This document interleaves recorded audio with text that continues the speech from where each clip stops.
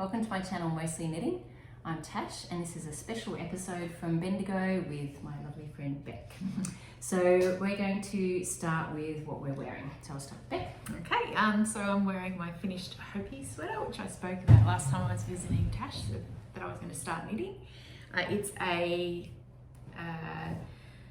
designer Linka Neumann, and it's just been released in English. It had been Norwegian, I think, for years, and she's recently released that, and it's knit out of Lettlopi, and the colours I think I showed last time I was on the podcast. So I've got I think this was heathered sheep, the pale tan colour is straw, the rusty orange is apricot, and the blue is, I think it's Icelandic blue, or no, glacier blue, yeah. So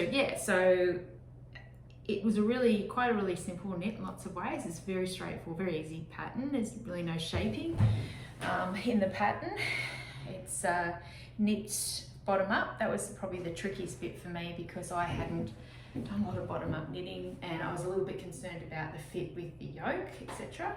So we knit the body, then I've knit the sleeves, which is really good to do because knitting in the round colour work on a small circumference I hadn't done before. So you didn't magic loop that, you used a small circumference needle because that's what works for me. And what I found was it was really noticeable how cinched it was around that area. It's a little bit tighter there. Yeah, and I have the previous colour work jumper that I did, I never went up a needle size, which they often encourage you to do. I didn't need to, and I thought maybe I wouldn't, but this showed me just how much I needed to do that. So I did go up one needle size, and that was perfect. But not for the cuffs. Not for the cuffs. But then you thought for the body, I need to make sure I do that. So that's right. Yeah, okay. And I was happy enough with that because I thought, well, you want to round your wrist anyway, so that works for the cuffs. That's fine. Happy with that. Leave that as is. But for the yoke for the yoke, I did, and it was the right decision. And then so we knit up to the point where you stopped to then join the whole body, and that's where I had a bit of a conundrum with fit because I wanted to raise the back, and I've only raised it slightly on what the pattern would, but it has made a difference.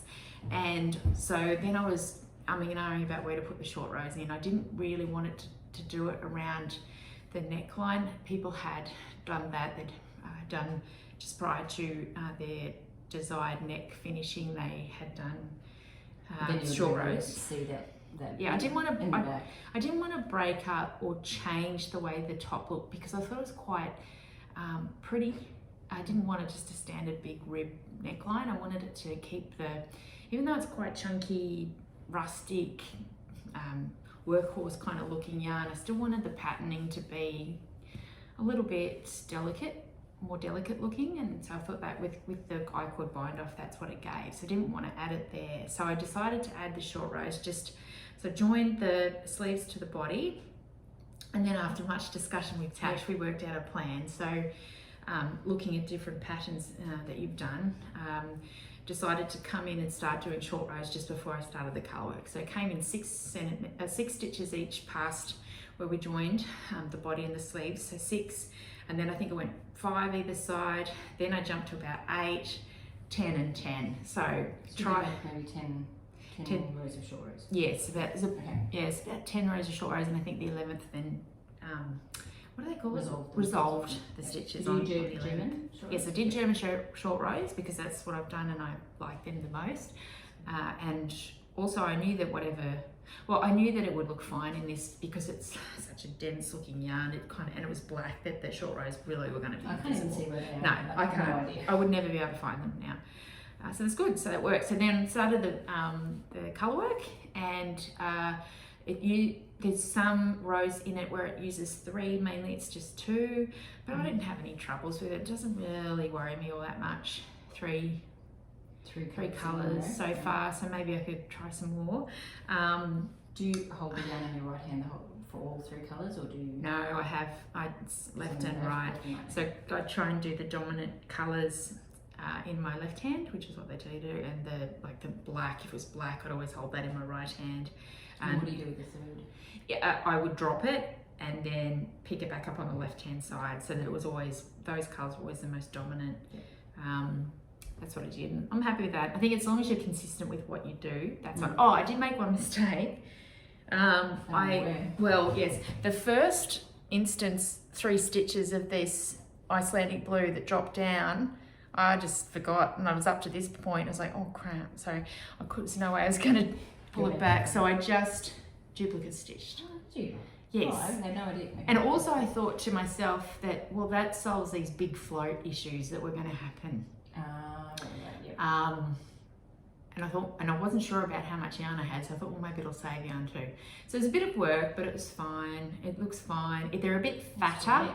They're a bit thicker. And only as you say it now, I can see, oh yeah, they're a little bit fatter, but they, I would have, you'd want it a ton. And there's no way I would. But it kind of just looks like it's a design feature. Yeah. And it's like these, it's almost like icicles, and they're bigger at the bottom. Dripping down. Anyway, so that works for me. And so the reason I wanted to get in and knit this was because we were going to the Bendigo Sheep and Wool show. I knew it was going to be freezing cold, especially considering where I live.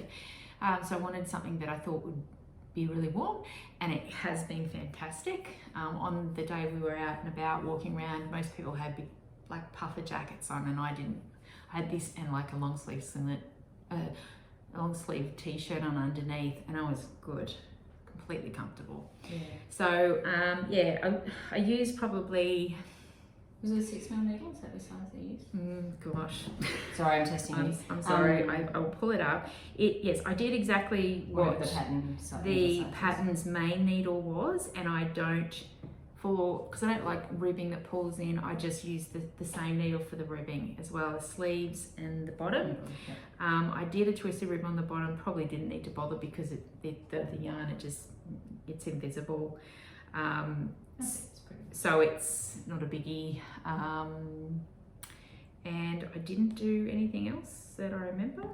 It was, apart from just working out the short rows side of it, it was a really good, easy knit, and I would highly recommend it to anyone. And I have not been bothered at all by the so-called itchiness or scratchiness of this yarn, and I'm not sensitive, but I do feel some things. I probably feel mohair more than this, I would say, if I was going to be specific about it. But is this it's designed for this yarn? Yes. Yes. So that is the yarn. So this is the yarn. Recommended yarn for the pattern. Sorry, people, I'm trying to find this one.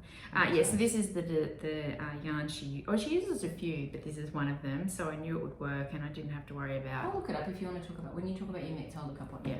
Okay. So anyway, so this was good. So I bought about 10 balls of the black, 2 of the straw, and 1 each of the glacier blue and the apricot. So I had leftovers, and I just wanted to make something. So I ended up making these mitts out of the leftovers. These are the Bernie mitts. Bernie Sanders, is it? The fellow that was sitting there in the crowd when Trump got elected, or when was it inaugurated or whatever, something. And he's sitting there like this with these, and they did a hack and they created this free pattern. And it is a 4-colour pattern. It's a 4-coloured pattern. So it worked perfectly. Yeah, and it uses that weight of yarn, and it works. So, and they were great. They kept me very warm too. So I still have yarn left over again. So this is a 4.5mm needle. Is that what you used? 4.5mm needle. That's pretty dense. Oh, Tosh, yeah. I'm terrible. Anyway, but you use that's what it says in the pattern. So you use what was in the pattern. That seems quite. You know what? I think I used 4mm needle. I'm pretty sure I had. Wow. Okay. Gosh, I'm rubbish at this stuff. Beck will tell me later, and I'll edit it and I'll put it in the bottom. I've written it on the sheet of paper that's at home in my bedroom. Okay. So it's all there. You just know we don't need it now. Yeah. Okay. Anyway, I'm going to take this off because it's hot. Yes, we do have the heat going in the house. All right, so what I'm wearing the basic, this is a faux from the Vault section as well, so that's what I'm wearing, but it's also my faux from the Vault. This is the basic Chic hoodie by, what's her name? Where is it? Bonne Burns, who I think is, I can't remember what she is, she's got some kind of like alcohol related name, I think. So it's a hoodie, it's got these great buttons. My friend Louise actually sourced these for me because I made this when I was living in Brisbane. So this is actually really old. This is from 2012. So this is January 2012. I'm just looking at Ravelry. I knit this in 2 weeks. So I think I just was on fire when I was knitting this. And it was it would have been school holidays. I was just loving making it. It's actually getting a bit warm now. So it's got this like nice lace panels. It's knit with Madelinetosh 80-10-10 Sport in the colourway Antique Lace. I did everything the pattern said. I was a really good girl and I did a swatch for the buttons, even for the buttonholes, and I will put a link down in the blurb. Actually, I'll put a link to my project page, and in my project page I've got a link to the one row buttonhole that I used, which is a really good buttonhole. I think I used, let me see, 5.5, it's a fair bit of knitting because of the wood and everything, 5.5 skeins. But I really love it. And the other thing that I was wearing, let me see, is there anything else I want to say about it? No, I think that's it. The other thing that I was wearing is the Colour Affection shawl, which was huge forever ago. And I used that in Tosh Merino Light, and the colourways are Ginger. This sort of tan colour is Faded Chinos, and this purple colour is Venetian. And this is actually, I've made a few of these, and it's one of my favourite shawl patterns. It's got a really long wingspan, and I like, I'm a bit like, I just wrap it like that around it. So I end up wearing it like a scarf. And I don't actually get to wear this much anymore because Mia, my daughter Mia, has sort of confiscated this one. She took this one, she has a French, her boyfriend, he's Australian, but his dad's French. Anyway, she went to France for a month in winter, and she took this with her, and I actually just had to get it back off her for the Bendigo trip, so it's just in her room now. This and a hat, which I won't bother with, the Jarrett Flood Cool House hat. They're two things of mine that she's sort of taken off with. And to be honest, I'm more than happy because I can always make another one of these. And if she's, and obviously I'm able to borrow it back from her, and if she's wearing it, I'm happy. And I'm going to take it off as well because it's actually pretty warm in here now. So that's what I'm wearing, and it's also my faux from the Vault. I'll just quickly see if there's anything else I wanted to say about this. Obviously I was just absolutely loving this when I was making it to knit it so quickly, but and I've worn it quite a lot. It's only peeling a tiny bit, almost not at all, like barely at all when I think about it. And given that it's 11 years old, it's holding up really well. Yeah, and I don't wear a lot of cardigans, but because this one does up, I really like it. I'm really happy with it. So I think that's it for what we're wearing. Now finished objects. So that was my finished object. That was two very big. Well, yeah, that would be sort of considerable time suck for me. The only other finished object that I have is my musselburgh hat out of hedgehog fibres. No, not hedgehog fibres. This one is Skein Sisters Fabulous Sock in the colourway As You Wish, which is this pretty pink and greens. And I haven't blocked it yet, but I'll just try it on quickly. It'll probably grow a tiny bit in the blocking, but I finished this just the other day, actually, just a couple of days ago. I got a lot of it done in the car. And yeah, this might be one of the ones, because I'm knitting another one now that's sort of similar in colour. This might be a giveaway one to someone either at work, or if the girls like it, or somebody who needs a hat. Right, so that's it for my finished objects. Yeah. Right, so the next thing is, where are we, Tam? Yes, we are in Bendigo. So I've never been here before. Beck came when she was in high school. Yeah, so it's been a long time for Beck, and a couple years ago. And yeah, not that long ago. I've never been here before, and it's a mining town, a couple of hours out of Melbourne, and it's beautiful. We came down the sheep show. I guess it was off during COVID, but it's probably our biggest. It would be our biggest festival in Australia for. It's the biggest sheep show in the Southern Hemisphere. Is it really? I know that. Oh, okay. I'm not, I don't pay much attention to marketing, but yeah. So it's very agricultural driven, obviously, but Yeah. I think with the resurgence of the knitting and weave or the handcrafts, it's then as big on the side of the live sheep agricultural side of it, and there's also a food portion of it as well. So it's just all round sheep products and related equipment for farms, etc. And so it's well known in Australia, especially around the agricultural side of things, but becoming more and more of a place to visit for knitters. Yeah, so it's a Friday to Sunday show. I drove down to Melbourne with my mum and my aunt, and we spent and my son, and we spent Zach spent a couple of days in Melbourne, and then we picked up Beck from the airport on Thursday. And we came out to Bendigo via Sunspun in Melbourne. So we're moving on to kind of our purchases and the things that we got. Yes. Sorry, so I thought we'd start with, in order that we got them, what we got it from Sunspun, we went to Bendigo Woolen Mills, and then what we got at the actual show. So what day did we drive down? It was well, you drove down early. I drove down on the Tuesday. Thursday was when we arrived in Bendigo, Melbourne, and then So we went to Sunspun on Thursday. That's right. Yes. We all met up, and then we started the drive to Bendigo. And cheers! We forgot to do that. Oh yes, cheers. Cheers. I've been drinking one for a bit already while we're preparing. We're allowed to. We're on holiday. Yeah. So we started our drive to Bendigo, and we went via Sunspun, which is what do we know? Canterbury Sunspun Yards, and it's a lovely shop, and they have put some photos up as well. Yeah, they have a good online presence. I think I've bought from them online a few different times. Too, yeah. That's where I get my Isia silk mohair. I think that might have been all I've bought from them before. Yeah, but they had some great yarns. Yeah, they're lovely and really nice stuff. That Chelsea there was really lovely, helping us out with a few purchases. And so, do you want me to start? Yeah. What did you get? So, surprise, I bought another yarn to make another ranunculus. But this is the first ever lot of Labby and May that I've ever bought. And this is their helix base. They have a felix and a helix. So the difference is this helix base is a mix of 75% Falkland Merino with 25% Gotland wool. And this colour is called Romance. So the Gotland has creates that darker toned effect that you get. Because the Felix version of this in Romance, which is going to be 75% Falkland and 25% Corriedale, it's white base, so the colour's really different. Yeah, it was. You wouldn't have thought they were the same colour.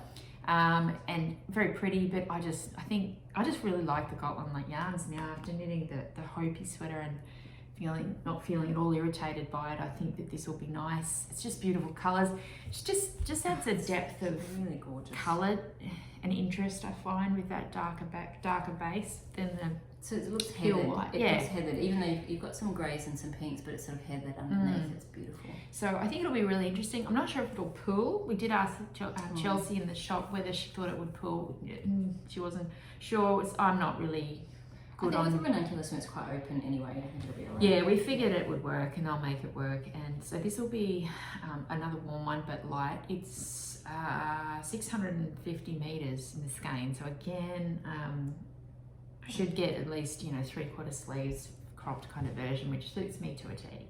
So that was my first purchase, and I'm really pleased about that one. The second thing I bought there was this beautiful Suri Kumo by Labby and May as well, in the colourway. Am I here? I think it's Kumo. Kumo's a colourway. I think What's so. What's the name of the yarn then? It is. What's this? Oh no, there's the colour. Tangiapia. Tangiapia? Yeah, what's on Tangiapia? That's how you say it. Tangiapia, yeah. Sorry, the Kumo's the base. Oh, yeah. we'll get that right eventually. So this is 300 meters of that. What's this one for? So this is for, we'll get you good stuff. This is going to be for a pink velvet. So That's from Pink Velvet. Yes. Okay, yeah. So Andrea Mowry's Passion, the pink velvet. I've got these beautiful Nanabar singles in this really beautiful navy blue that I will pair with this for the top section, and I think that will look great. Just that transition of dark to light, it'd be lovely. So that's the plan for this one. And so that's my purchase from Sunspun. Yeah. So at Sunspun, I got the needles that, because I borrowed some needles from Karen, who's Casuarina girl. She sent me the needles that she uses for the sleeves for ranunculus, and I've got more ranunculus plans. So I knew, besides one that's already on the needles, so I thought, well, I definitely want to pick those up and send them back to her. But it was so nice to be able to try this out and make sure it worked. So I already knew when I walked in, I was like, this is the needle I want, can you please help me? And she just got all the bits together. So thank you, Chelsea, for getting all that together for me. So that's the first bit. The other thing that I just, you know, these two yarns, I got a sweater's quantity to hold these two together. This is Isia Highland wool, which Chelsea said was her favourite, like, base, I think, that they carried. And then this is the Isia silk mohair, which I've held before together, or I can't remember what I've made with it, but I've definitely used this before. And it's, you know, not all silk mohairs are created equal, and this one's really lovely. So I think these two will look really nice together, and I'm going to make the field sweater. It's not out yet. Field sweater, yes. But the field sweater by Camilla Vad. It's just looking really beautiful, and I think people have done, some have done like with one yarn, and some have done a fingering held with a mohair. And I think that actually, it lends, it's because of the sort of wheat. It's actually not that different from the sorrel when you think about it in terms of the sort of the yoke detail, but it's got a much deeper ribbing, but it's not up the neck, so it sort of comes here, and I'm really interested to see, I haven't bought, well, the pattern's not available yet, but I'm interested to see how it works, like the cast on number, how it extends out. Anyway, so that's definitely, that has a plan, which I'm very excited about. The other thing that I bought was La Bien-Aimée, what is this called? Mohair silk, and it's 500 meters, and I got 2 of those, so that will be 500 meters. Actually, I think that's definitely enough. My ranunculus with the Julie Esselin was 1,000 meters, and I have 1,000 meters of this, so I'd like to make another one. I just think that color is so gorgeous, beautiful, and just the silk shine. It's so pretty. Yeah. So I got that. The other thing that I got was I got only one skein of this. It's the same yarn, but guys, this Sansa. And it was so funny, I just was like, oh, I wonder if I could just hold this single, would it work?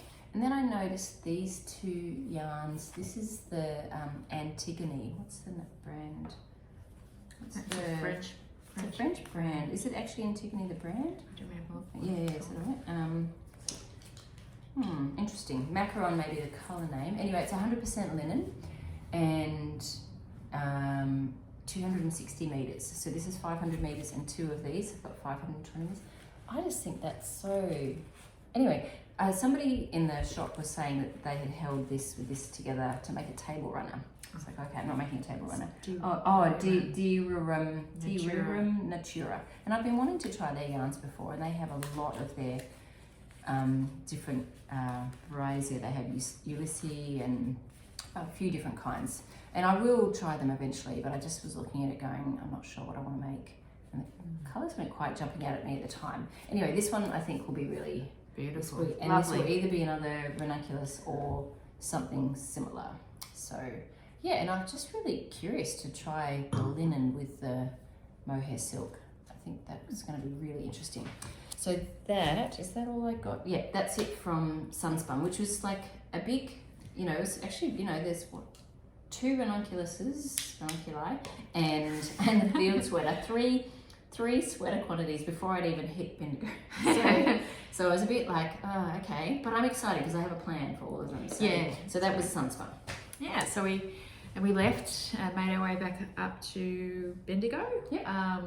We were very fortunate for this weekend that the weather's been quite fine. So nice.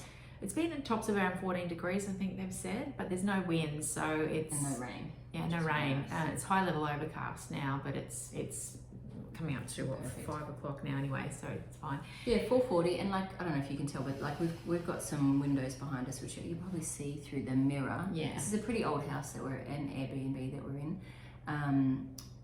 But like we've got enough daylight at the moment, so so we're making the most of it. So we arrived Thursday afternoon and we dumped our stuff and straight out to the mill. that's right. We had to go and buy groceries and on the way to the grocery store we went via the Bendigo wool mills, which is an old mill here. I'll look up and I'll put down below when it actually was open. Yes. So it's one of the largest commercial mills I think in Australia, I would say. Yeah, it'd have to be. I mean, I'm not educated in this area, but I know it's a big. And for us, like I've been buying from Bendigo woolen mills for over like maybe 15 years. Yeah, a long time. Yeah, so it was good to go and have a look. We couldn't. I thought you might have been able to do a mill tour, but no. It was a fairly rundown looking building. I'm not sure if they're. I'll put a picture of us. Occupational health and safety might have been encompassing visitors. So anyway, we could hear the mill running as we went into the shop, the shop at the site, and we both picked up a few things there. Tash and I both. Well, I didn't because I came down from Brisbane and I was trying to pack carry-on only. I packed one pair of jeans for the whole trip, and just forgot about the night times how cold it is here. So I wanted to buy a pair of socks. So we bought a pair of socks each from there, and having a look around, and I bought this nice bag. Big bag of fibre. So the hope is that I will utilise this for something like that I can knit from at some point. Grams? It's quite a bit. It's 680 grams. That's a lot, yeah. It's listed as pure wool, silver, hand sliver, but I think they meant silver. Yeah. Oh my gosh, I really need glasses. And it's for hand wash. Or felting, so as in it will felt, or you can use it for it's non-superwash definitely. Yeah, so that was she said to me it was 25 micron what's in here, and it's a blend of things, hence just pure wool. But I felt it. This is so pretty. And it is so soft. And I can see it's got all these different like greys, it's nice. It's a really nice subtle kind of colour that will go with everything and anything, and if I don't make rope out of it, I'm sure that it will be a lovely jumper to wear. So I'm looking forward to doing that, and that'll feed into some other conversation later on, but that's what I got from Bendigo. Nice. I didn't buy much from the woolen mills. They have a really good policy here where if you spend more than $50 Australian, which is like $30 US maybe, it's free shipping. So it doesn't. And I haven't bought from there in a while, and I also had such a big purchase at Sunspun. I was like, just calm yourself, Natasha. So, but I did similar to Beck. I did actually pack socks, but I thought I didn't. When I was packing, I actually stuffed them in my boots. And then I was in Melbourne going, oh, did I forget to put the socks in? And I couldn't find them. And so I bought myself a pair of socks. Look, I don't regret buying them. They're just like they're machine, I don't know what they are. I think they're alpaca wool. So warm. Yeah, really nice. Really nice. Alpaca's great for socks. And they're quite thin, like much thinner than I would actually make myself. So I'm happy I bought them. And then that night I found the socks in my boots. Anyway, but I'm glad I got them, and they're really nice and they're very comfortable. So that's what I picked up from Bendigo. But I did take a look at some of particularly the cotton, because you know all of those camisoles. Yes. I think the Bendigo 4-ply cotton knits up at around 27 stitches over 4 inches. So I might pick up some of that at some point, but like when you see what we bought from Bendigo, from the show, no time soon. But it was nice to see all the colours in person, although they do shade cards. Yeah, they had them sitting there. I used to get them in the mail. And I did too, actually. Yeah. Thankfully, they don't. I felt bad because I wasn't buying anything from them. No.